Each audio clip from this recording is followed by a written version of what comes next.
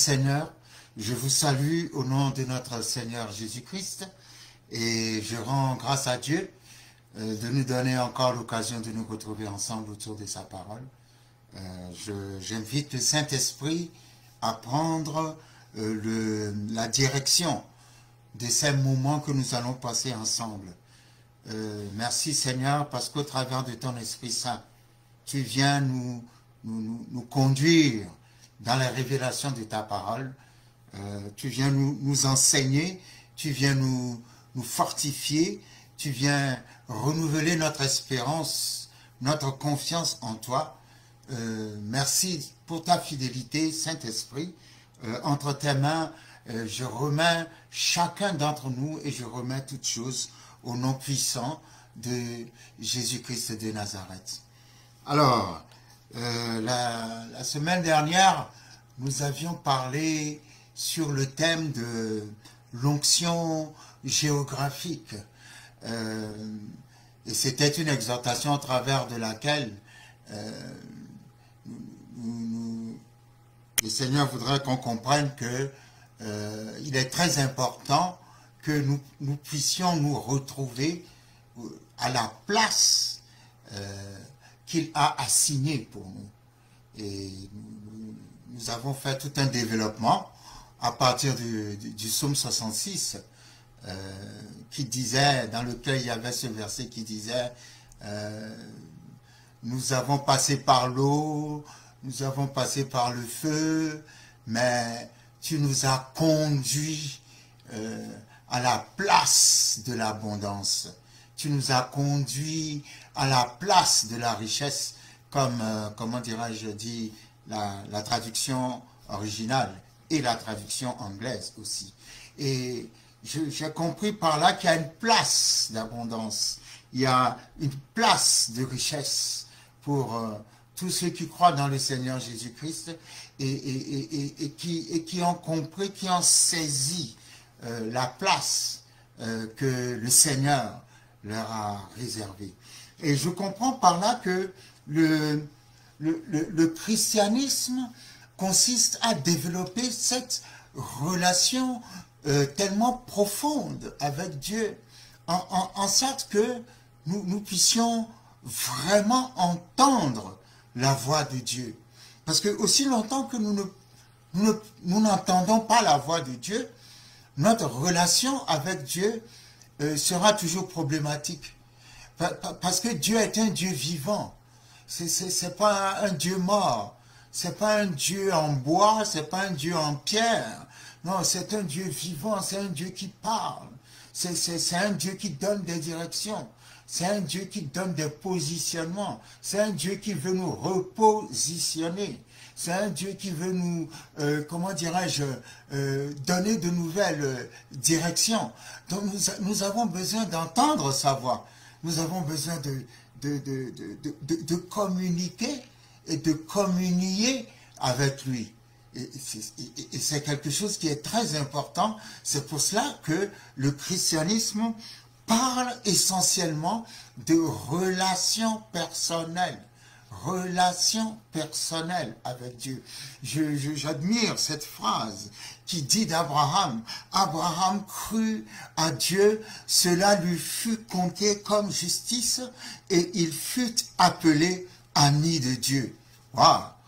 Pour être appelé ami de Dieu, ça veut dire quelque part, tu marches avec Dieu, tu parles avec Dieu, il te répond, il y a une relation. Lorsque nous lisons Genèse chapitre 18, nous voyons, après l'alliance qui a été conclue entre Abraham et Dieu, nous en avons parlé longuement dans la bénédiction d'Abraham.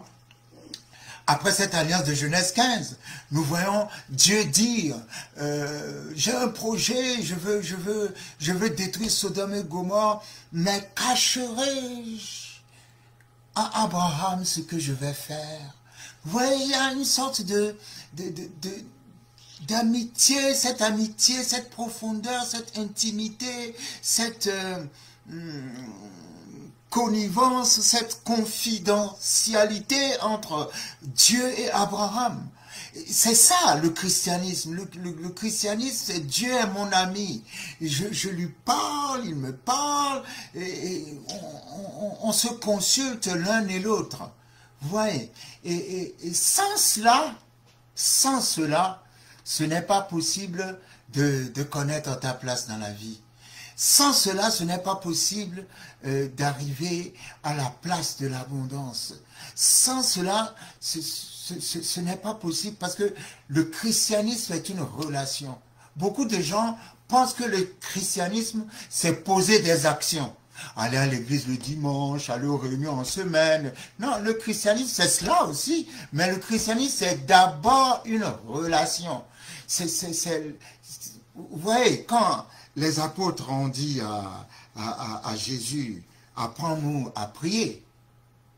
Vous savez, Jésus-Christ a amené quelque chose de révolutionnaire en Israël. Et c'était quelque chose qui choquait beaucoup les Juifs. Et c'était une des raisons pour lesquelles on voulait toujours le lapider. Et c'était une des raisons pour lesquelles finalement on va le crucifier aussi. C'est qu'il appelait Dieu mon Père. Et ça, c'était une révélation à l'époque. Parce que personne ne pouvait appeler Dieu mon Père. Dieu était Dieu, lointain, séparé peut-être du peuple, mais appeler Dieu mon Père. Et c'était révolutionnaire. Et lorsque les apôtres ont demandé à Jésus comment prier, il a commencé la prière de cette façon et c'est très puissant. Nous connaissons tous cette prière. Notre Père qui es aux cieux. Vous voyez, quand Jésus dit notre Père qui es aux cieux, il veut nous faire comprendre les choses ont changé maintenant. Ce n'est pas un Dieu qui est loin de toi. Ce n'est pas un Dieu qui est séparé de toi. Ce n'est pas un Dieu qui est, comment dirais-je, qu'on ne peut pas approcher. Non, non. Il dit notre Père, c'est-à-dire c'est un Dieu qui nous a adoptés. Nous sommes devenus maintenant ses enfants. Vous voyez, dans l'Ancien Testament, Abraham était son ami. Mais dans le Nouveau Testament, nous sommes ses enfants. Hein? Il y a plus d'intimité entre l'enfant et le père qu'entre l'ami, qu'entre deux amis, pardon. Donc, nous ne sommes pas seulement amis, nous sommes enfants. Quand il dit notre Père qui est aux cieux, ça veut dire il est mon Père, il est votre Père comme il est mon Père. J'ai le même Père que Jésus. Ça veut dire quoi? Ça veut dire que tout ce que le Père fait, tout ce que le Père a fait avec Jésus, il va le faire aussi avec moi. C'est très fort, c'est très puissant. Rien que notre Père qui est aux cieux, c'est puissant. Avec ce verset, on va aller de découverte en découverte. Ça veut dire que tout ce que Jésus a, nous l'avons aussi. C'est pour ça, quand la Bible dit, nous sommes... Et en fait, la traduction française de ce verset dit, nous sommes co-héritiers avec Christ. Mais en fait, co-héritier n'est pas le mot juste. Parce que un co-héritier, c'est quelqu'un avec qui tu partages l'héritage. Mais avec Jésus, nous ne partageons pas l'héritage. Tout ce que Jésus a hérité, c'est ce que nous aussi nous héritons. Donc, en fait, la bonne traduction doit dire, nous sommes héritiers joints à Christ. Pas co-héritiers. Parce que nous n'héritons pas la moitié. Tout ce que Christ a hérité, nous aussi, nous l'héritons. Rien que dans la manière dont il est entré dans la prière. Notre Père qui est aux cieux, il se positionne comme notre grand frère. Il se positionne comme notre grand frère. Et tout ce qu'il a reçu, nous aussi nous pouvons recevoir. La façon dont Dieu l'a aimé, c'est aussi de cette façon que Dieu t'aime. Ce que Dieu lui a donné, c'est aussi cela que Dieu va te donner. C'est très puissant. Notre Père qui est aux cieux. C'est pas mon Père qui est aux cieux. C'est notre Père. Il nous a élevés à son niveau. voyez, quand vous lisez l'histoire du bon Samaritain, la Bible dit que le bon Samaritain, quand il a trouvé cet homme qui était étendu dans la rue et qui était à demi mort, et il l'a pris et il l'a mis sur sa monture. C'est ce que la Bible dit. Ça veut dire quoi? Ça veut dire que le bon Samaritain était peut-être à cheval. Et quand il a vu cet homme, il a pris cet homme, il l'a mis sur son cheval. En le prenant du sol pour le mettre sur son cheval, c'est une manière de le relever, c'est une manière de l'élever, c'est une manière de le mettre à la même monture que lui, c'est-à-dire au même niveau que lui. C'est ce que Dieu a fait. Jésus-Christ est venu, il nous a mis au même niveau que lui. Il nous a ramassé de la chute, parce que le péché nous a fait chuter. Il nous a ramassé et il nous a redonné ce que la chute nous a volé. Il nous a redonné notre relation. Il nous a redonné notre divinité. Notre Père qui est aux cieux. Alors quand je dis notre Père qui est aux cieux, en disant cela, je pense que j'ai le même Père que Jésus. Cela me donne la paix. Parce que j'ai vu comment Dieu a aimé Jésus. Parce que j'ai vu que Dieu n'a même pas permis que la mort n'a pas pu garder Jésus. La terre a vomi Jésus parce que Jésus est plus fort que la terre. Jésus est créateur de la terre ne peut pas rendre prisonnier Jésus. Ce n'est pas possible. Ce n'est pas possible. Notre Père qui est aux cieux, tout ce que Jésus-Christ a rencontré comme opposition, comme bataille, comme combat. Nous avons vu comment le Père l'a fait sortir, l'a fait triompher de toutes sortes d'attaques venues contre lui. C'est notre Père qui est aux cieux. Le Père de Jésus est mon Père. Ce qu'il a fait avec Jésus, il va le faire avec moi. Et en priant, lorsque je dis notre Père qui est aux cieux, je comprends que il n'est pas loin de moi. Il est mon papa. La Bible dit, car l'Esprit rend témoignage à notre esprit, le Saint-Esprit rend témoignage à notre esprit humain que nous sommes enfants de Dieu. C'est pour cela que l'Esprit nous fait dire « Abba, Père ». Abba veut dire Père en hébreu. Si nous pouvons dire « Abba, Père », c'est que nous avons été adoptés. Il y a une puissance dans l'adoption. Il y a une puissance dans l'adoption. Notre Père qui est aux cieux. Cela montre la puissance de l'adoption. Cela veut dire que nous sommes nés de nouveau. Et parce que nous sommes nés de nouveau, nous avons un Père, un nouveau Père. Un vrai Père. Qui maintenant va prendre soin de nous. Nous allons avoir une relation filiale, une relation de famille avec ce Père.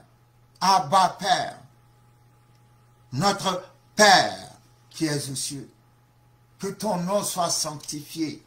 Sanctifié veut dire mis à part. Que ton règne vienne. Que ta volonté soit faite sur la terre.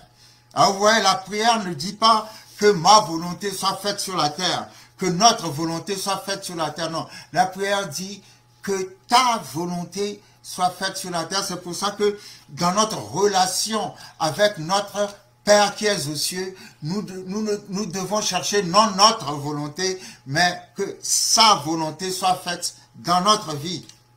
Et c'est cela, notre victoire. C'est ce que nous poursuivons. C'est parce que sa volonté se fait dans notre vie, c'est pour cela que nous devons connaître la place qu'il nous a réservée. Et nous avons vu la dernière fois comment c'est important. Il y a des endroits de bénédiction. Il y a des places de bénédiction. Que cette année nouvelle qui arrive, contrairement à celle dont nous sortons, que cette année nouvelle soit porteuse de places fécondes, porteuse de rencontres inspiratrices, de rencontres divines, de choses divines, que Dieu nous fasse visiter des places qu'il a visitées avant nous, afin que lorsque nous arrivons à ces places, que les montagnes s'abaissent, que les montagnes s'aplanissent, que l'Éternel te conduise dans des places de joie, dans des places de réjouissance, dans des places de paix, dans des places qu'il a assignées pour toi, parce qu'il a une destinée pacifique pour toi, dans le nom puissant de Jésus-Christ de Nazareth. Donc le cœur de notre message, c'est apprendre à entendre de Dieu, apprendre à recevoir de Dieu, apprendre à parler avec Dieu, apprendre à marcher avec Dieu, apprendre à être conduit par Dieu, pas à être conduit par par les sentiments, pas être conduit par les émotions, pas être conduit par les circonstances de la vie, mais à être conduit par Dieu. C'est très important, être conduit par Dieu. Et ma prière, comme je disais la dernière fois, c'est que le Seigneur, que tu retrouves ta place, que tu retrouves la place que Dieu a donné, a assigné pour toi, là où tu vas prospérer à tous égards. Lorsque nous lisons, comment dirais-je, Marc chapitre 6, la Bible dit, Jésus partit de là et se rendit dans sa patrie. Ses disciples le suivirent.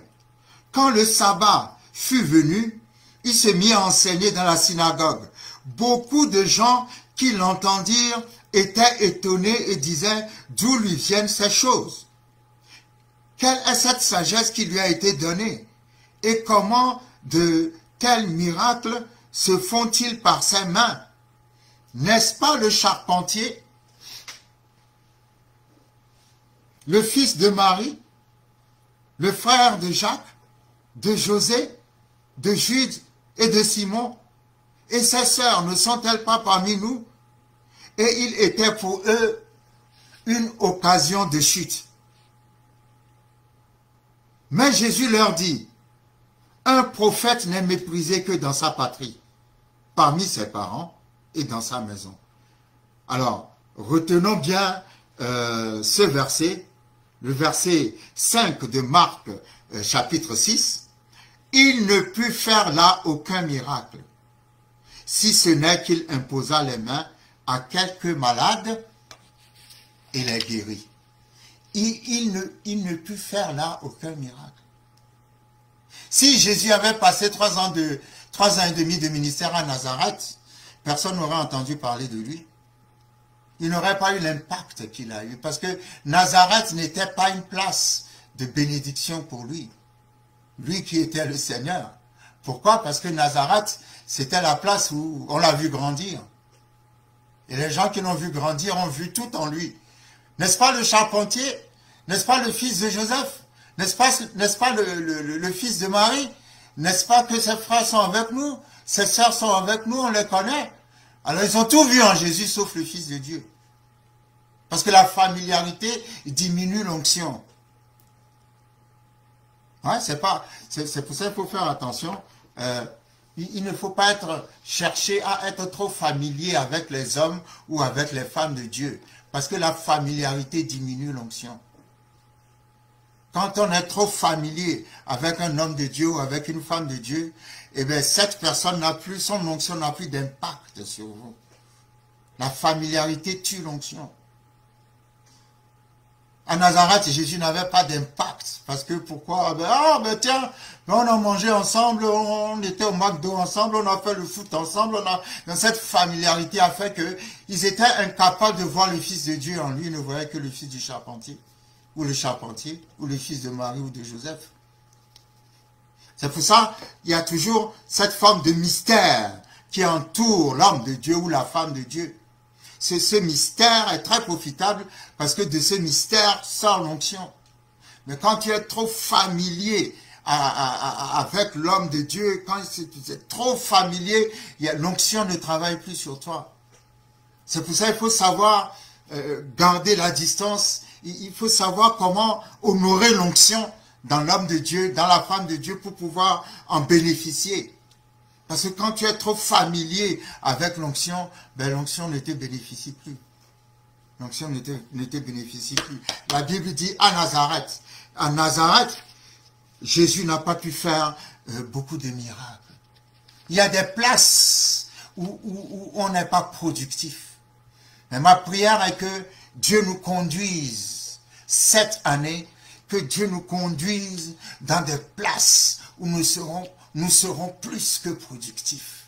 Dans des places de débordement, dans des places de surabondance, dans des places d'accomplissement parfait, d'accomplissement total, dans le nom puissant de Jésus-Christ de Nazareth. Toi qui t'es toujours retrouvé dans des endroits secs, que le Seigneur te conduise cette année dans des endroits féconds. Mais pour cela, il est très important que nous puissions apprendre à entendre de Dieu, que nous puissions apprendre à recevoir de Dieu. Et cela est très, très, très important pour nous d'être conduits. Alors, comment dirais-je? Le titre de mon message est « L'Éternel est mon berger ». L'Éternel est mon berger, oui. Le psaume, nous n'allons pas, comment dirais-je, analyser le psaume 23. Quoique, ce ne serait pas quelque chose de mauvais. Mais j'ai voulu donner ce titre à cette exhortation parce que c'est comme ça que nous devons vivre. L'Éternel est mon berger. Faire de l'Éternel notre berger. C'est quoi un berger? Il y a un verbe qui correspond parfaitement au rôle ou au métier de berger. Lorsque tu utilises ce verbe, tu vois le ministère de berger à l'œuvre dans ce verbe. Ce verbe, c'est tout simplement le verbe conduire. D'ailleurs, le psaume 23 dit « L'Éternel est mon berger ». Conséquence, il me conduit dans des verts pâturages.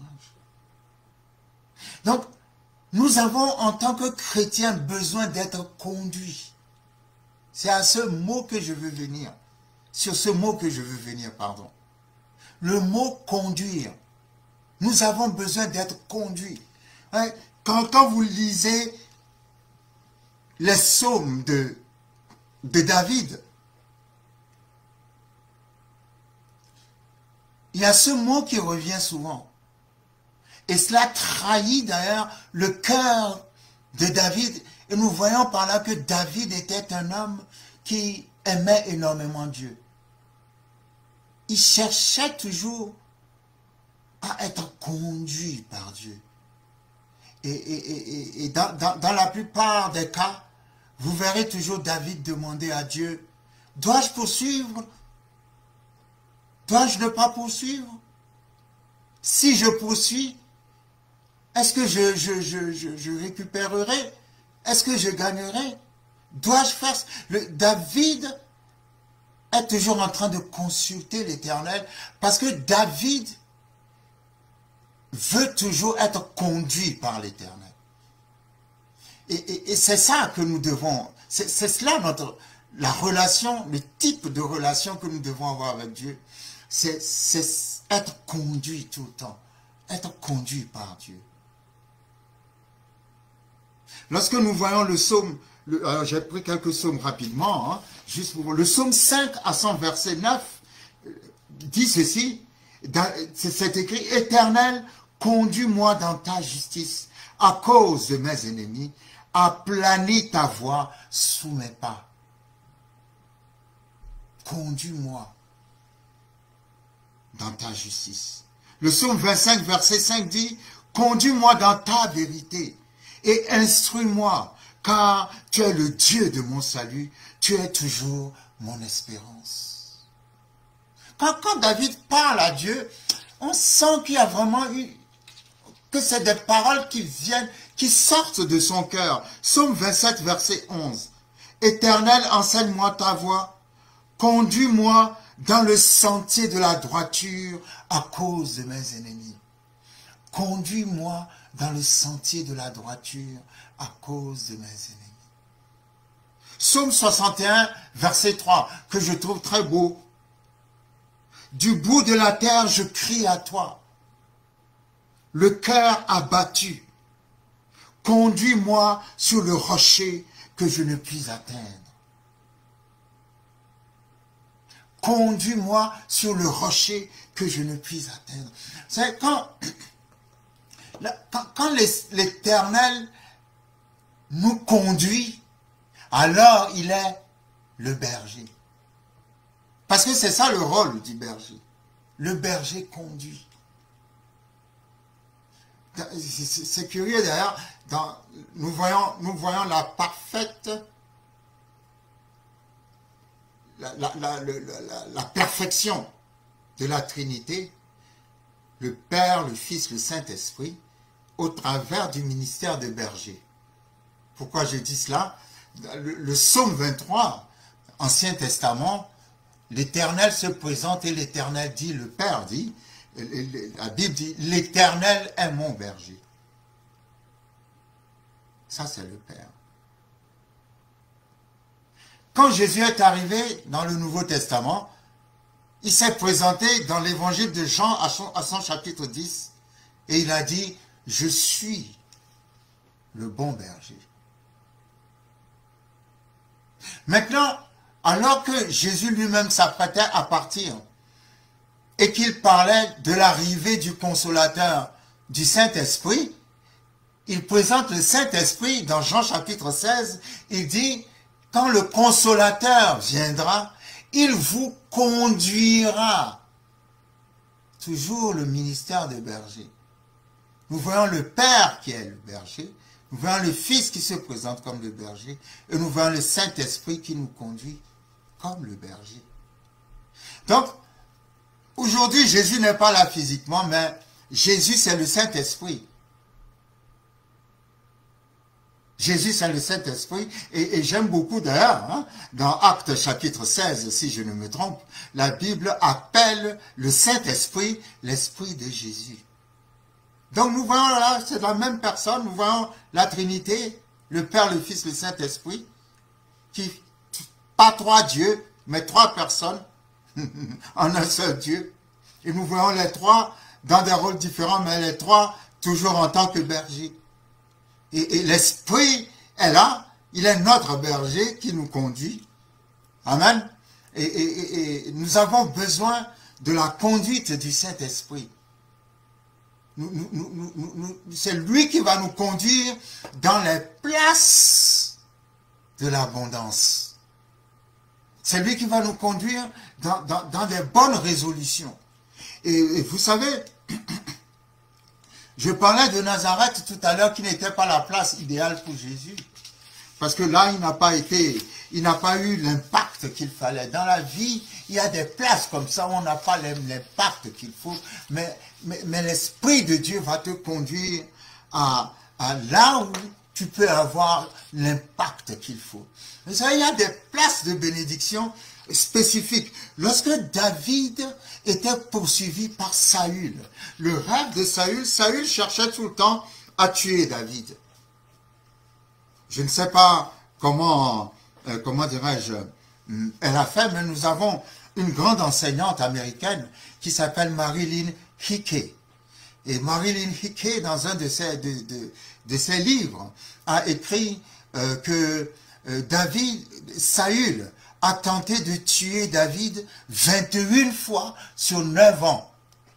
Alors, imaginez dans votre vie un ennemi qui vous poursuit pendant 9 ans et qui a tenté plus de 20 fois de vous tuer. Je ne sais pas comment elle a calculé cela, mais bon, c'est ce qu'elle a dit et j'y crois parce que c'est une enseignante de grande notoriété. Et comment dirais-je, le Seigneur a protégé David. Mais dans cette tribulation, David, à un moment donné, était parti trouver refuge chez Samuel. Samuel est celui qui l'a ordonné Donc, quelque part, Samuel, à mon avis, était quelqu'un qui a enseigné un peu, il a joué un peu le rôle de père pour David. Mais c'était pas Samuel qui devait être le père de David. Le père de David, c'était Saül. Saül devait être le père de David. Mais Saül était devenu jaloux de l'onction de David. Et au lieu de jouer un rôle paternel dans la vie de David, il faisait tout pour éliminer David. Que cela ne t'arrive pas dans le nom de Jésus. Les pères qui cherchent à tuer leurs enfants, ou les mères qui cherchent à tuer leurs filles, ou leurs fils. Que cela ne vous arrive pas dans le nom puissant de Jésus-Christ de Nazareth. C'est pour ça que quand vous observez la vie de David, David, c'est quelqu'un qui a appris sur le tas. C'est, comment dirais-je, le nom m'échappe. Ouais, j'allais dire, c'est presque un autodidacte. Un autodidacte, David. C'est-à-dire quelqu'un qui s'est formé tout seul. Quelqu'un qui a appris tout seul. Et pourquoi je dis cela? Parce que nous le voyons clairement quand David était devenu roi, dans la manière dont il a été chercher l'arche de l'Éternel. Ça ne montre pas l'attitude de quelqu'un qui a grandi sous un père spirituel. Quand vous n'avez pas grandi sous un père, quand vous n'avez pas de père, quand vous êtes un orphelin spirituel, cela se voit, cela se sait, cela finit toujours par se voir. C'est pour ça que c'est très important de laisser le Seigneur vous inspirer, vous conduire à trouver un père spirituel. Le Seigneur vous inspirer, vous conduire à trouver une mère spirituelle. Dans les choses de Dieu, on n'est pas seul. Vous voyez, le conducteur d'un peuple doit être lui-même conduit aussi par quelqu'un. David et Salomon, surtout Salomon, avait compris. Dieu a fait de moi un roi. Il dit à Dieu, donne-moi la sagesse pour conduire ton peuple. Le peuple dit à Salomon, Salomon, conduis-nous. Et Salomon dit à Dieu, Dieu, conduis-moi. Le peuple dit à David, David, conduis-nous. Et David dit à Dieu, Dieu, conduis-moi. Le leader est là pour conduire le peuple. Le peuple est là et s'attend à ce que le leader le conduise. Mais le leader doit aussi être conduit par quelqu'un. Et la meilleure personne pour conduire tout leader sur cette terre, c'est Dieu. Un leader conduit par Dieu est toujours différent. C'est important d'avoir un père spirituel, d'avoir une couverture spirituelle.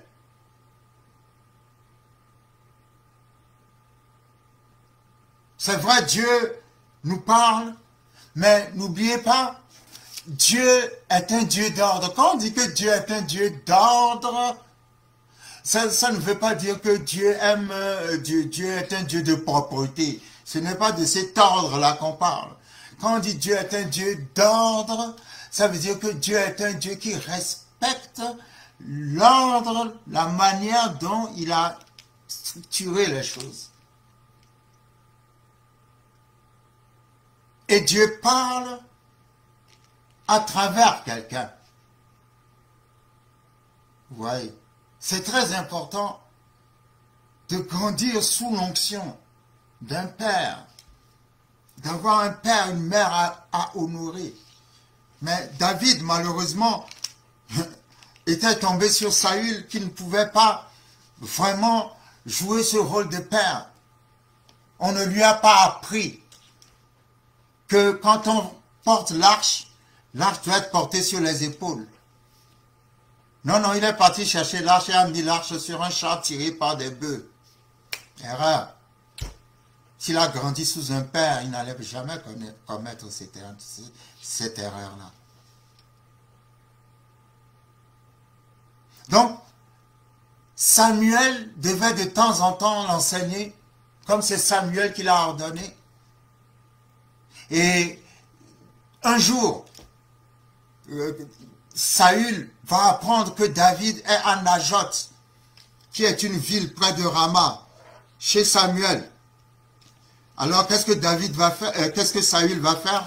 Saül va envoyer des gens pour aller tuer David à Najoth. Et la Bible dit, à Najoth, Saül était à la tête d'une troupe de prophètes qui prophétisaient. Et quand les gens étaient venus pour tuer David, au lieu de tuer David, ils se sont mis eux aussi à prophétiser. C'est extraordinaire, imaginez des ennemis qui viennent vers vous pour vous tuer, et alors qu'ils s'approchent de la place où vous êtes, ils commencent à prophétiser. Comment? Et quand je dis qu'ils commencent à prophétiser, ils commencent à dire, David, tu es un homme de Dieu. David, tu vivras longtemps. David, la main de Dieu est sur toi. David, tu es le prochain roi d'Israël. David, nous honorons l'onction et la présence de Dieu en toi. David, nous élevons la grandeur de Dieu en toi. David est un fils de Dieu. David est choisi par Dieu. C'est-à-dire, les gens qui sont venus pour tuer David ont commencé à élever David au travers de paroles prophétiques. Ah, tes ennemis prophétiseront dans ta vie. J'ai dit, tes ennemis prophétiseront dans ta vie. Il y a des places où on est intouchable. Aussi longtemps que David était avec Samuel, qui était un peu comme son père spirituel, qui était à Najoth, la place de Najoth était physiquement, c'est ça qui est puissant, c'est surnaturel. Cette place-là était devenue une forteresse. À chaque fois que les ennemis s'approchaient pour faire du mal à David, les ennemis commençaient à prophétiser. Come on.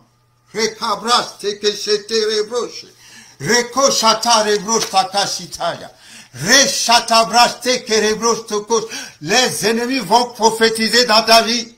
Ils vont prophétiser dans ta vie tout ce qu'ils ont souhaité dans la chair.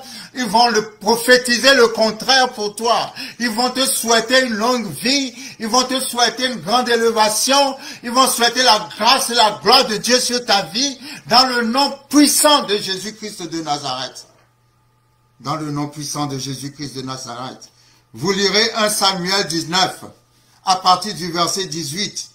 1 Samuel 19 à partir du verset 18. C'est ainsi que David prit la fuite et qu'il échappa. Il se rendit auprès de Samuel à Rama et lui raconta tout ce que Saül lui avait fait.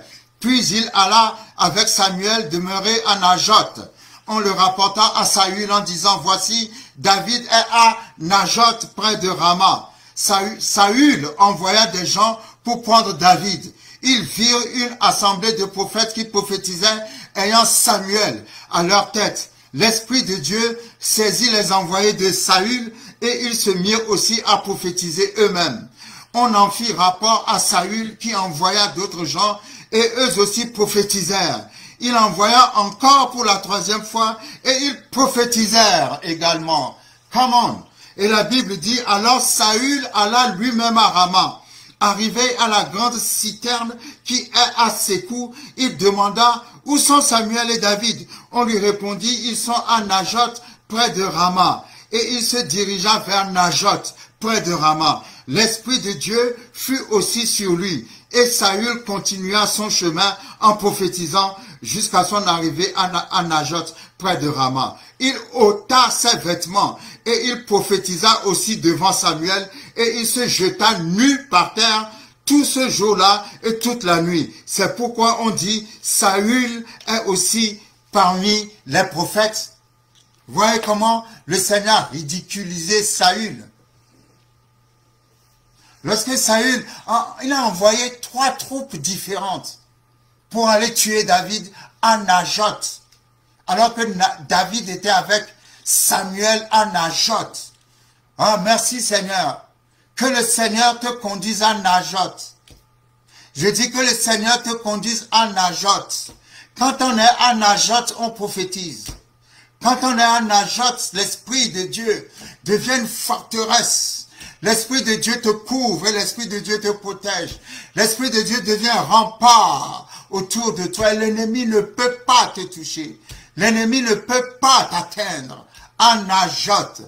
Et arrivé à Najot, les troupes, dès qu'ils s'approchaient de Najot, là où se trouvaient Samuel et David, qu'est-ce qui se passe? Ils commençaient à prophétiser.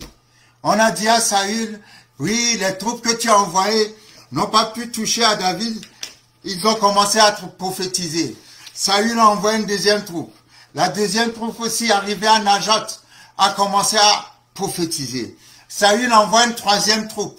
La troisième troupe, arrivée à Najot, a commencé à prophétiser. Et Saül s'est dit, mais ce n'est pas possible. Saül lui-même s'est levé et s'est rendu à Najot. Et la Bible dit, arrivé à Najot, il s'est déshabillé, il s'est retrouvé tout nu et a commencé à prophétiser. C'est comme ça que l'Éternel va ridiculiser tes ennemis. Le Seigneur va mettre à nu tes ennemis. Le Seigneur va exposer tes ennemis.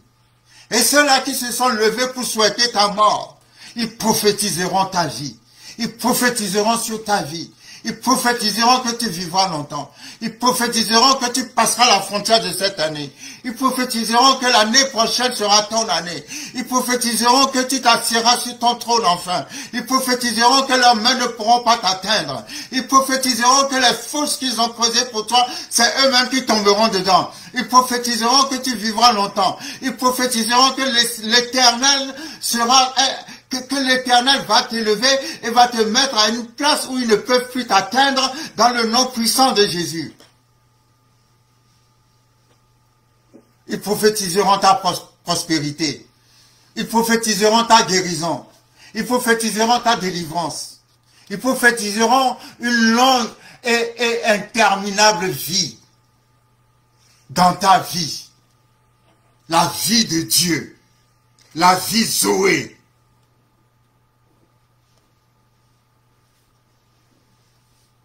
J'aime Najot. Je suis encouragé par Najot. Que Dieu te conduise à Najot. Il y a des places où le diable ne peut pas aller. Je répète. Il y a des places où le diable ne peut pas aller. Parce que l'Éternel te couvre de ses ailes. Parce que l'Éternel est ton abri. Parce que l'Éternel est ton refuge.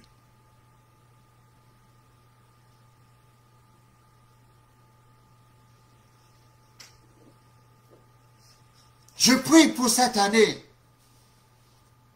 qui arrive. Et même avant l'arrivée de l'année, je déclare à partir de maintenant, cet instant précis, que désormais, l'Éternel conduise tes pas dans des places de Najot. Des places qui sont des places de Najot, qui ressemblent à Najot. Des places où tu seras intouchable. Des places comme le champ de Boaz. Je prie que Dieu donne le champ de Boaz à quelqu'un. Quand Ruth est arrivée dans le champ de Boaz, Boaz a dit ne change pas de champ. Parce que ici c'est Najot pour toi. Come on! La maladie ne te touchera pas, la malédiction ne te touchera pas, la sorcellerie ne te touchera pas, le mal ne te touchera pas, le vol ne te touchera pas, l'envoûtement ne te touchera pas, aucune flèche ne te touchera. Boaz a ordonné à ses serviteurs. Il a dit, voyez cette femme, elle ne va plus glaner Glaner veut dire quand les serviteurs faisaient la cueillette et qu'il y avait un fruit qui tombait par accident, alors Naomi prenait ce fruit parce que c'était tombé par accident. C'est ça, glaner. Glaner, c'est ramasser ce qui est tombé par accident. Mais quand Boaz a rencontré Naomi, Boaz a dit à ses serviteurs, maintenant elle ne va plus glaner, mais vous-même, oh, come on, vous devez laisser tomber exprès les fruits pour elle. Oh, come on!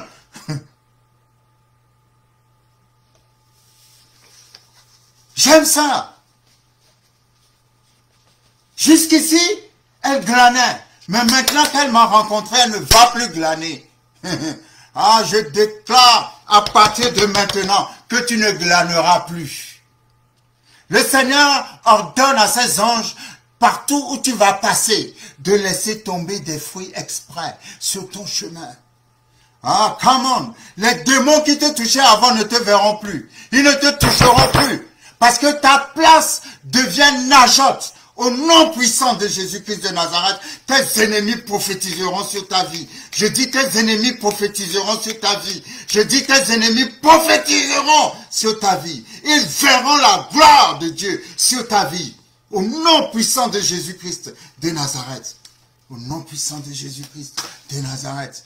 Boaz a dit, je vous ordonne de laisser tomber exprès les fruits. Elle ne va plus glaner, mais elle va ramasser des fruits que vous allez laisser tomber exprès. Je déclare dans la vie de quelqu'un, à partir de maintenant, l'Éternel va laisser tomber exprès des grâces sur grâce, grâce sur grâce, grâce sur grâce.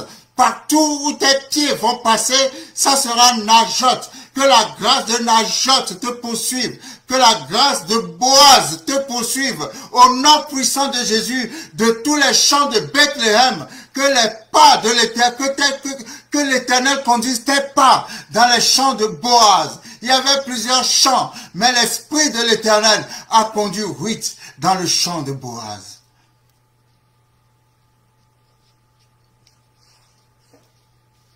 Tu n'iras plus dans les champs de malheur. Tu n'iras plus dans les champs de la famine. Tu n'iras plus dans les champs du manque. Tu n'iras plus dans les champs de la mort. Tu n'iras plus dans les champs de la maladie. Tu iras dans les champs de Boaz. Tu iras à Najoth.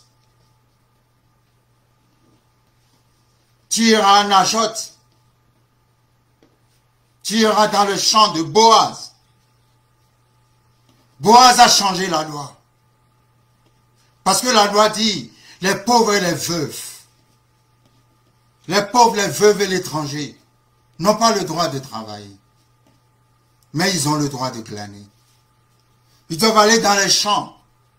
Et quand les serviteurs font la cueillette, et qu'un fruit tombait par accident, ils avaient le droit de prendre ce fruit. Et c'est ce que Ruth faisait. Ruth dépendait du hasard, je ne sais, mais elle dépendait des fruits qui tombaient par accident. Il n'y avait aucune assurance dans sa vie. Parce que peut-être il y a des jours où aucun fruit ne tombait par accident. Mais la Bible dit, quand Boaz est rentré dans le champ, ses yeux se sont posés sur Ruth. Il a dit à Ruth, j'ai entendu parler de ta foi. J'ai entendu parler de toi. Parce que Boaz est parenté à Naomi. Ah, come on, qui était une mère spirituelle pour Ruth. Tu ne sais pas à qui ton père spirituel est parenté. Ah, come on, rekashataya, reste kebrosh tokosh. Parce que tu ne sais pas à qui ton père spirituel est parenté. Tu ne sais pas à qui ta mère spirituelle est parentée. Naomi était pauvre. Elle avait tout perdu. Elle n'avait plus rien. Elle était devenue comme une moins que rien. Mais elle était parentée à Boaz. Come on. Je dis come on. Il y a des endroits, il y a des choses, il y a des relations que tu n'as pas, mais que ton père spirituel a. Le centenier romain a été trouver les anciens des Juifs. Il a dit aux anciens des Juifs, mon serviteur est malade à la maison. Les anciens des Juifs sont partis trouver Jésus. Ils ont dit, tu dois guérir le serviteur de ce Romain-là. Parce qu'il a fait ça, ça, ça. C'est lui qui a bâti notre synagogue. Et parce que le serviteur romain connaissait les anciens des Juifs, Jésus était prêt à guérir. Jésus a guéri son serviteur. Pourquoi? Parce que le centenier romain avait des relations. Ton père spirituel a des relations que tu n'as pas. Non seulement, et parmi ces relations, il y a une relation qui est encore privilégiée, plus privilégiée pour lui, c'est la relation avec Dieu. Quand il parle, Dieu entend. Il y a des gens, quand ils parlent, Dieu entend tout de suite. Et il y en a, quand ils parlent, ils doivent parler encore, reparler, reparler. Et ceux, quand ils parlent, dès qu'ils ont fini de parler, Dieu a entendu. Les pères spirituels, les mères spirituelles, quand ils parlent, Dieu entend. Dieu entend. Dieu entend. C'est pour ça, quand tu honores, tu sais honorer l'homme de Dieu. Quand l'homme de Dieu va parler, Dieu va entendre.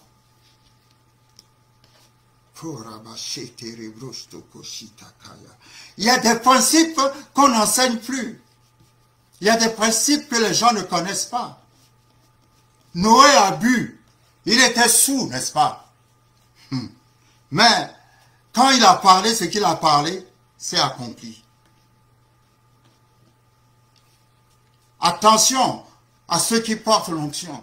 Parce que quand ils parlent, Dieu entend. Je dis quand il parle, Dieu entend. Je dis encore quand il parle, Dieu entend. Je ne sais pas pourquoi je suis arrivé à Boaz. Come on. Mais Ruth a bénéficié d'une grâce exceptionnelle. Parce qu'elle était une femme soumise à l'onction. Parce qu'elle savait honorer l'onction. Alléluia. Alléluia. Ta vie est comme elle est parce que tu ne sais pas honorer l'onction sur la vie des hommes et des femmes de Dieu. C'est pour ça ta vie est comme elle est. C'est pour ça que tu tournes en rond. Mais si tu sais honorer l'onction, il y aura une percée dans ta vie. Il y aura une percée dans ta vie. Il y aura une percée dans ta vie. Il y aura une percée dans ta vie. Entendre de Dieu. Recevoir de Dieu. Être conduit par Dieu. Conduis-moi. David était tout le temps en train de dire au Seigneur, conduis-moi Seigneur, conduis-moi Seigneur. Je souhaite, à partir de ce message, que tes pieds t'emmènent toujours à Najot. Que tes pieds t'emmènent dans des places fortifiées. Que tes pieds t'emmènent dans les champs de Boaz. Je déclare à partir de ce message que Dieu change la loi pour toi. Boaz a changé la loi pour Ruth. Il a dit à ses serviteurs, maintenant vous laisserez tomber exprès les fruits pour elle. Come on! Oh, come on! Les anges, à propos de toi, sont en train de recevoir des ordres de Dieu. Les anges, à propos de toi, sont en train de recevoir des ordres. Demain, ne sois pas étonné pour la grâce qui t'attend sur le chemin. Je dis demain, ne sois pas étonné de la grâce qui t'attend sur le chemin. Dieu a déjà ordonné à ses anges de déposer des choses sur les chemins par lesquels tu vas passer. Que Dieu détruise les places de malheur dans ta vie. Que Dieu détruise les faux chemins qui emmènent aux larmes et à la déception dans ta vie. Si quelqu'un dans ta vie est en opération pour te décevoir et emmène la destruction dans ta vie, que cette personne même soit détruite dans le nom de Jésus-Christ de Nazareth. Toute œuvre contre toi venant du monde satanique, venant des ténèbres, ne te vaincra pas. Au nom de Jésus-Christ de Nazareth, je le déclare dans le nom puissant de Jésus. Dieu a dit lui-même, toute arme forgée contre toi sera sans effet. Et toute langue qui s'élève en justice contre toi, tu la condamneras. Et je condamne dans le nom de Jésus tout ce qui veut s'élever contre toi. Je condamne dans le nom de Jésus tous les pièges de l'ennemi sur tes chemins.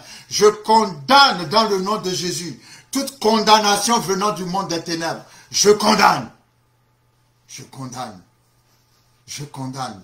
Cela sera sans effet dans ta vie. Ne sera pas effectif dans ta vie. Au nom puissant de Jésus-Christ de Nazareth. Que la couverture de Dieu soit sur toi. La couverture de Dieu. Regardez comment c'est beau. Le premier jour que Boaz a rencontré Ruth, il a couverte.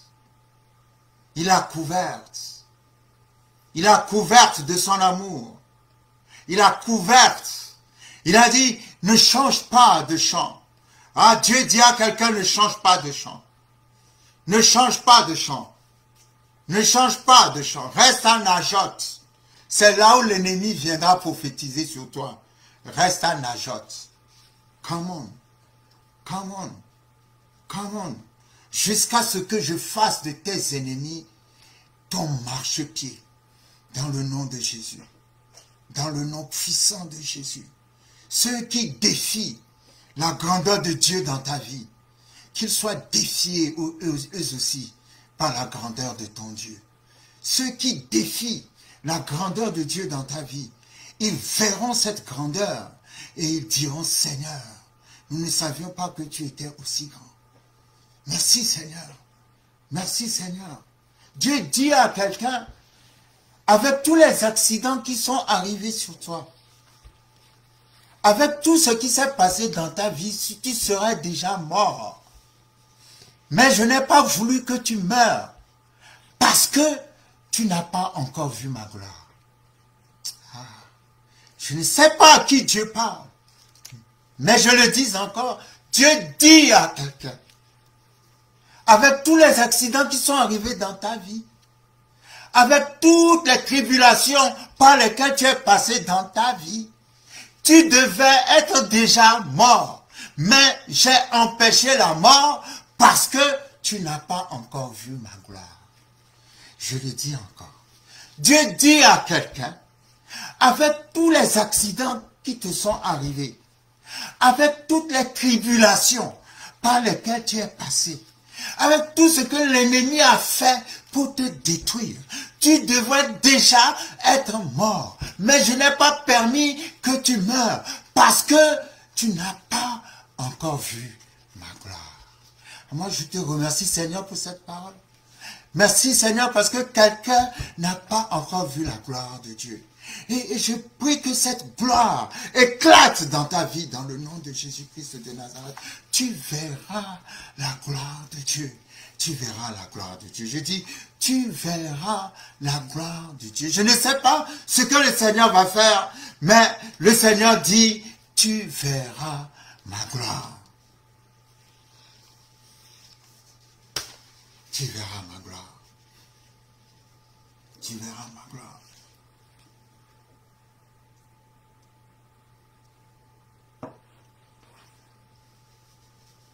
Être conduit par le Seigneur. Nous devons absolument apprendre à être conduits par le Seigneur. Vous savez, dans l'Ancien Testament, il y avait seulement 2 voies par lesquelles on pouvait connaître la volonté de Dieu. Il y avait seulement 2 voies par lesquelles on pouvait entrer en connexion avec Dieu. On pouvait connaître la volonté et les plans de Dieu. 2 voies uniquement dans l'Ancien Testament. Je voudrais qu'on puisse prendre le temps, qu'on puisse prendre le temps d'étudier comment marcher avec Dieu, comment entendre de Dieu, comment recevoir de Dieu. Parce que au travers de cette intimité avec Dieu, l'Éternel nous conduira toujours. à Najot et dans le champ de Boaz.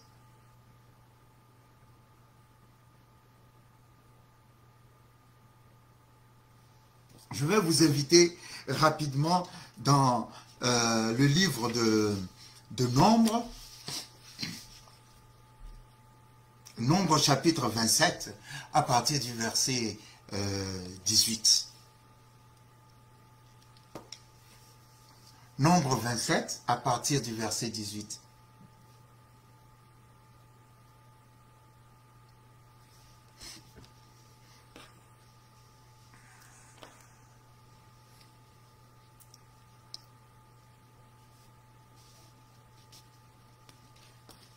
Je vais lire rapidement. L'Éternel dit à Moïse, prends Josué, fils de Nun, homme en qui réside l'Esprit, et tu poseras ta main sur lui.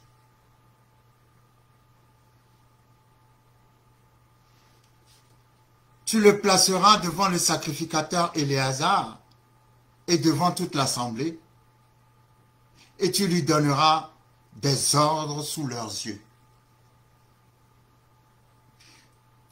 Tu le rendras participant de la dignité, de ta dignité, afin que toute l'assemblée des enfants d'Israël l'écoute. Il se présentera devant le sacrificateur Éléazar, qui consultera pour lui le jugement de l'Urim devant l'Éternel, et Josué, tous les enfants d'Israël avec lui, et toute l'assemblée sortiront sur l'ordre d'Éléazar et entreront sur son ordre. Moïse fit ce que l'Éternel lui avait ordonné. Il prit Josué et il le plaça devant le sacrificateur Éléazar et devant toute l'assemblée. Il posa ses mains sur lui et lui donna des ordres comme l'Éternel l'avait dit par Moïse. Retournons au verset 21. Le verset 21 dit, « Il se présentera devant le sacrificateur Éléazar qui consultera pour lui le jugement de l'Urim. » L'Éternel dit à Moïse, dans ce passage, « Prends Josué, appelle le souverain sacrificateur Éléazar, impose la main à Josué devant le souverain sacrificateur Éléazar et devant le peuple d'Israël. » Et l'Éternel dit, « Si Josué veut savoir, connaître la volonté de l'Éternel, si Josué veut consulter l'Éternel, il se présentera devant le sacrificateur Éléazar qui consultera pour lui le jugement de l'Urim. »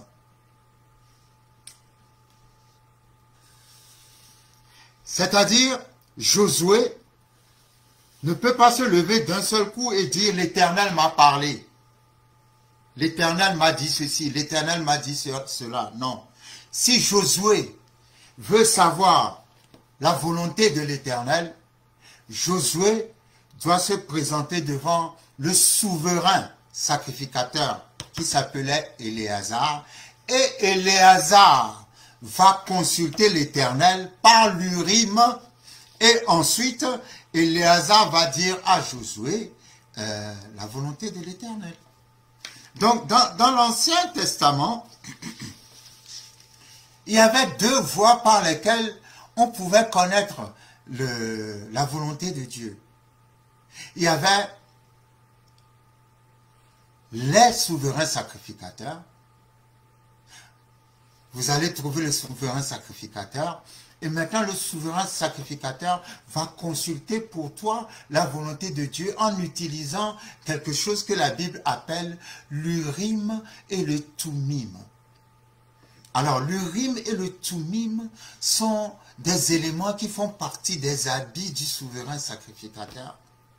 Et le souverain sacrificateur seul a le secret de l'utilisation de l'Urim et du Thummim. Je crois que l'Urim et le Thummim sont des pierres qui sont utilisées par le souverain sacrificateur pour interroger Dieu. Et ça, c'est un mystère. Il faut un souverain sacrificateur pour savoir comment on utilise l'Urim et le Thummim. Mais ce qu'il faut comprendre par là, c'est que Dieu dit Si Josué veut connaître ma volonté, il doit aller trouver le souverain sacrificateur. C'est ça que je veux qu'on comprenne. Dans l'Ancien Testament, c'est par le souverain sacrificateur que tu peux avoir accès à la volonté de Dieu.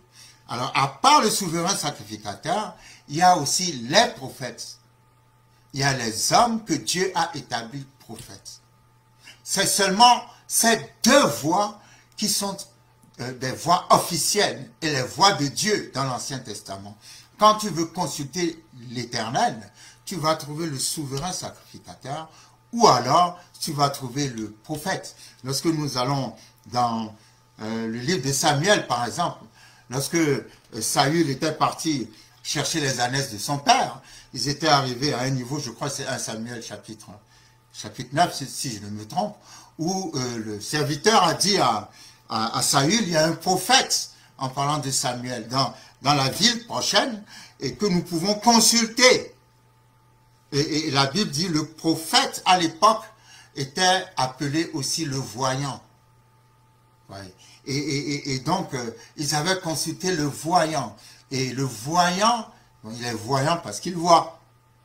Quand tu consultes le voyant voit et il va te dire ce qu'il voit, évidemment. Ils ont consulté le voyant a vu que les ânesses étaient retournées à la maison. Donc, dans l'Ancien Testament, pour connaître la volonté de Dieu, il y avait deux voies précises par lesquelles on pouvait connaître la volonté de Dieu. Première voie, le souverain sacrificateur. Dieu te parle à travers le souverain sacrificateur. Deuxième voie, Dieu te parle à travers le prophète. Amen. Je pense que nous allons continuer la prochaine fois. Là, c'est juste comment dirais-je, une entrée en matière. Parce que ce que je voudrais qu'on voit, comment Dieu parle. Je voudrais qu'on voit comment recevoir de Dieu. Comment Dieu nous parle aujourd'hui. Aujourd'hui, on n'est plus sous sous l'Ancien Testament. On n'a plus besoin de l'Urim, du Thummim, du souverain sacrificateur et tout ça. Mais comment Dieu te parle aujourd'hui? Parce que c'est aussi longtemps que Dieu ne te parle pas, comment dirais-je, tu ne peux pas connaître ta place. Tu ne peux pas entrer réellement dans ta destinée. On va terminer. Je tenais à parler un peu de ce texte-là, du texte suivant, juste pour que nous puissions prendre conscience de l'importance de parler avec Dieu, de l'importance d'entretenir une relation personnelle avec Dieu. Et c'est à cela que je voudrais qu'on s'attelle, que nous puissions nous atteler à travailler notre relation personnelle avec Dieu. Dieu est une personne qui parle. Dieu a des choses à te dire. Dieu a des choses à partager avec toi. Et nous vivons une période où nous pouvons parler avec Dieu, marcher avec Dieu, recevoir de Dieu, faire des choses extraordinaires avec Dieu. Lorsque nous allons dans l'évangile de Marc, chapitre 8, à partir du verset 22, on va clôturer avec ça. Marc chapitre 8, à partir du verset 22, la Bible dit, « Ils se rendirent à Bethsaïda, et on amena vers Jésus un aveugle, qu'on le pria de toucher. » C'est vraiment... C'est assez spécial. On lui amena un aveugle et on demanda à Jésus de toucher cet aveugle. La Bible dit, il prit par la main l'aveugle et le conduisit. Ah, vous voyez, on retrouve le verbe conduire ici, j'aime ça. Hors du village. Puis il lui mit de la salive sur les yeux, lui imposa les mains et lui demandait s'il voyait quelque chose. Il regarda et dit, j'aperçois les hommes, mais j'en vois comme des arbres et qui marchent. Jésus lui mit de nouveau les mains sur les yeux. Et quand l'aveugle regarda fixement, il fut guéri et vit tout distinctement. Alors Jésus le renvoya dans sa maison en disant, « N'entre pas au village. » Il y a plusieurs choses qui m'intriguent dans ce texte. La première chose qui m'intrigue dans ce texte, c'est Jésus, Dieu manifesté dans la chair, le Fils de Dieu venu sur terre, celui qui n'échoue jamais d'ailleurs. Il a prié pour cet homme 2 fois. Je ne peux même pas dire qu'il a prié, il lui a imposé les mains 2 fois, pas une fois. La première fois quand il a imposé les mains à l'aveugle, l'aveugle voyait, mais il voyait des hommes marcher comme des arbres. Ensuite, Jésus lui a imposé les mains. Et la Bible dit, il voyait distinctement. Mais la première chose que j'ai remarqué, c'est que, numéro 1, ils emmenèrent l'aveugle à Jésus pour que Jésus le touche.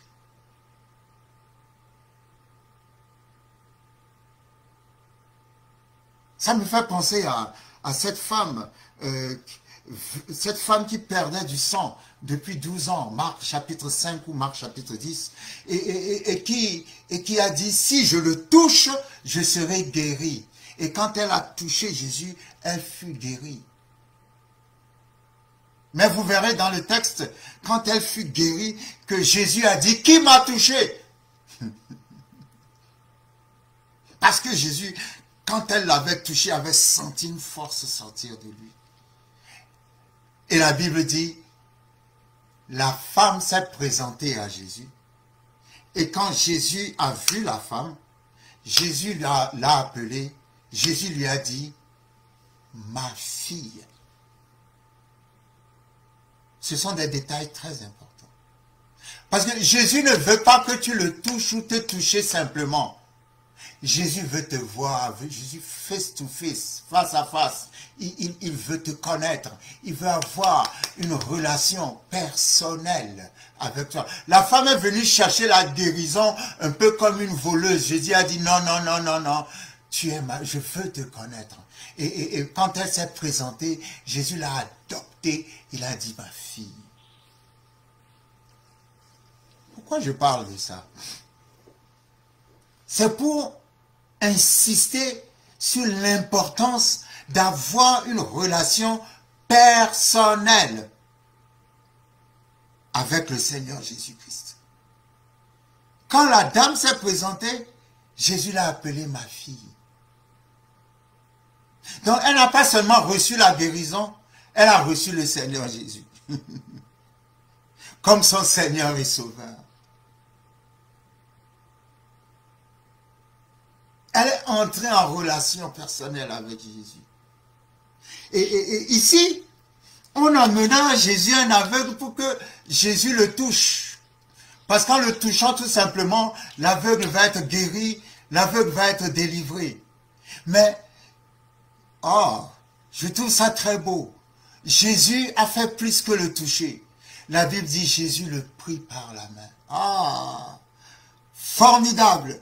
Je prie ce matin que Jésus te prenne par la main. Parce qu'en te prenant par la main, il ne te touche pas seulement pour te quitter. Non, en te prenant par la main, il veut faire ta connaissance. En te prenant par la main, il veut te conduire quelque part. Il veut aller quelque part avec toi. En te prenant par la main, il veut être ton compagnon. En te prenant par la main, il veut être ton ami. J'aime trop ce texte. Là, le texte dit, ils se rendirent à Bethsaïda et on amena vers Jésus un aveugle qu'on le pria de toucher. Il prit l'aveugle par la main. Come on. et le conduisit. Il prit l'aveugle par la main et devint son berger. Il prit l'aveugle par la main et devint son berger. Il prit l'aveugle par la main et le conduisit hors du village. Quand je parle de place de bénédiction, et que je prie à partir de ce message, tu ne visiteras que des places de bénédiction. Il n'y aura plus de place de mort, de place de sécheresse, de place de désert, place de famine, place de maladie, place de manque, place d'échec, place de défaite. Toutes les places du monde des ténèbres, que ces places-là sortent de ta vie dans le nom de Jésus. Quand on a dit à Jésus de prier pour cet aveugle, Jésus n'a pas imposé la main à l'aveugle. Il a sorti l'aveugle du village. Ah! Il n'a pas imposé la main à l'aveugle dans le village. Ah, je dis, il y a des places de bénédiction et il y a des places de malédiction. Le village, ce village était une place de malédiction pour cet aveugle. Quand on a présenté l'aveugle à Jésus, la première chose que Jésus a fait, il a sorti l'aveugle du village. Ce matin, je te sors au nom de Jésus-Christ de Nazareth, de cette place de malheur, la place où tu as toujours pleuré, la place où tu as perdu tout, la place de l'amertume, la place de l'échec, la place de la déception, la place du malheur, la place qui t'a toujours vu pleurer, la place qui t'a toujours entendu te lamenter, la place qui t'a toujours vu avoir peur, la place qui t'a toujours la place qui t'a toujours vu triste, la place qui a... Je te sors de cette place au nom de Jésus-Christ de Nazareth. La Bible dit, Jésus le prit par la main. Ah, cette image est très belle. Jésus le prit par la main. Jésus le prit par la main. Ah, je vois Jésus te prendre par la main. Ce matin, Jésus te prend par la main, te sort. Ah, come on. Recharabraste que se brese. Recobreste rechakayarabaste que se. Recayarebrosto coche terebrese. Rachekete que bresete. Recoyarebrosto coche brekese. Terebroso torebreste que se. Raste que res cabroso. Restares que brosete que ye. Recayere bosocorabraste. Kerebroso cores. Caereste que brese quere. Corara bara sarakara. Se terebre querebere seretere. Sere querebere skerebre caresta caere. Cosarebre stares querebre. Resta cabraya rasete. Requerebrese. Te querebrese. Caerebrese te quese. Reste quebrese. Jésus te sort de quelque chose. Jésus te sort de quelque chose. Jésus te sort de quelque chose. Jésus te sort de quelque chose. Ah, je te vois sortir de quelque chose.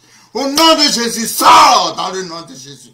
Sors de cette prison au nom puissant de Jésus-Christ de Nazareth. Jésus le prit par la main et le sortit du village.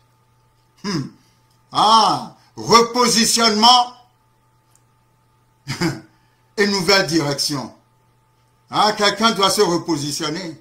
Repositionne-toi, repositionne-toi. Repositionne-toi. L'onction géographique. Si la place où tu es est une place où tu ne fais qu'échouer, repositionne-toi, repositionne-toi, repositionne-toi, repositionne-toi, repositionne-toi, nouvelle direction. Jésus parle de nouvelle direction. Repositionne-toi. Ce texte m'inspire énormément. Ce texte m'inspire énormément. Nous allons entrer dans une année nouvelle. Nous allons entrer dans une année nouvelle. Repositionne-toi. Repositionne-toi. Repositionne. Dieu dit repositionnement. Repositionnement. Repositionnement. Nouvelle direction. Repositionnement. Nouvelle direction. Repositionnement. Nouvelle direction. Repositionnement. Jésus n'a rien fait dans le village. Jésus l'a sorti du village. Maintenant, quand Jésus l'a sorti du village, Jésus lui a imposé les mains en mettant la salive sur ses yeux. Quand ses yeux se sont ouverts, il a commencé à voir les hommes comme des arbres qui marchent. Ah non, les arbres ne marchent pas, je suis désolé. Mais sa vision n'était pas claire. Et pourtant, c'est le Maître, c'est Jésus lui-même qui a mis sa salive sur ses yeux. C'est que le cas de cet homme est grave. Numéro 1, Jésus n'a pas prié pour lui dans le village. Numéro 2, quand ils sont sortis du village et que Jésus lui a imposé les mains, il ne voyait toujours pas bien. C'est que vraiment il vient de loin. Son cas est trop grave. Donc Jésus a dû lui réimposer la main une deuxième fois. Et la deuxième fois, alors, il a commencé à voir d'une manière distincte. Et alors Jésus lui a dit, ne retourne plus au village. Parce que le village n'est pas une place de bénédiction pour toi. Il y a quelqu'un qui est dans un endroit, aussi longtemps que tu seras là-bas, rien ne marchera pour toi. Tu dois sortir de cet endroit. Ah Seigneur, je te rends grâce parce que je sais que Jésus t'a sorti de cet endroit ce matin, au travers de cette parole. L'endroit où tu ne fais que pleurer, tu n'y es plus dans le nom de Jésus-Christ de Nazareth. Jésus le prit par la main et le sortit du village.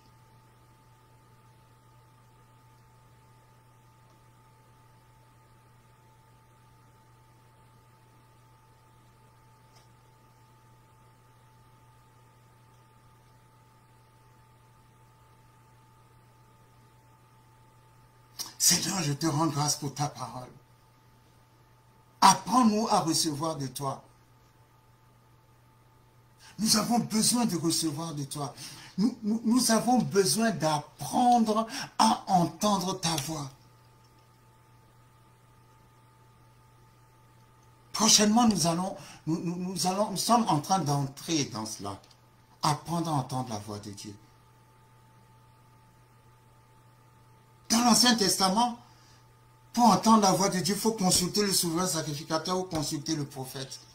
Mais Dieu a prophétisé dans l'Ancien Testament en disant, dans les derniers temps, je répandrai mon esprit sur toute chair. Qu'est-ce que ça veut dire? Comment entendre de Dieu maintenant, avec la nouvelle alliance? Comment marcher avec Dieu? Jésus le prit par la main. Come on. Nous sommes dans l'alliance où Jésus nous prend par la main. L'alliance de la relation personnelle. Tu dois entendre de Dieu. Tu dois savoir si tu as la bonne place ou si tu n'es pas à la bonne place. Et tu ne peux pas le savoir s'il n'est pas ton berger.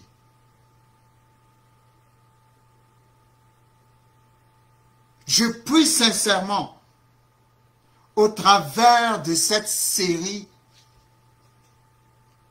je ne sais pas si on va le faire en 2 parties ou en 3 parties,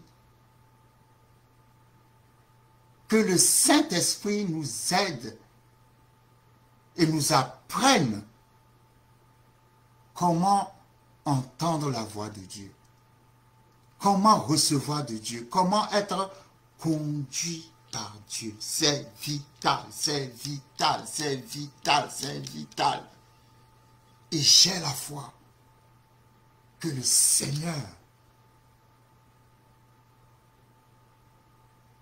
va nous montrer des choses, va nous apprendre des choses extraordinaires qui vont faire que nous allons encore plus nous rapprocher de lui dans notre relation personnelle avec lui.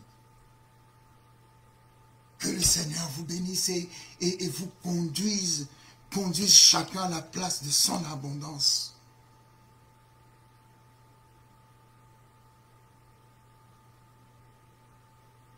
Que le Seigneur vous éclaire. Que le Seigneur vous conduise à Najot, qui vous conduise dans le champ de Boaz, qui vous conduise dans des places de succès, qu'il nous sorte des places de malheur, qui nous sortent des places d'échec et de défaite, qui nous sortent des places de malédiction, qui nous conduisent dans le champ de Boaz, qui nous conduisent à Najat, qui nous conduisent dans la terre où coule le lait et le miel. Merci Seigneur, parce que nous allons de succès en succès, de percée en percée, d'abondance en abondance, d'ouverture en ouverture, d'élévation en élévation, de prospérité en prospérité, de guérison en guérison, de délivrance en délivrance, de paix en paix. Nous allons, Seigneur, de gloire en gloire. Que ton nom soit béni dans le nom puissant de Jésus-Christ de Nazareth. Merci Seigneur. Merci Seigneur.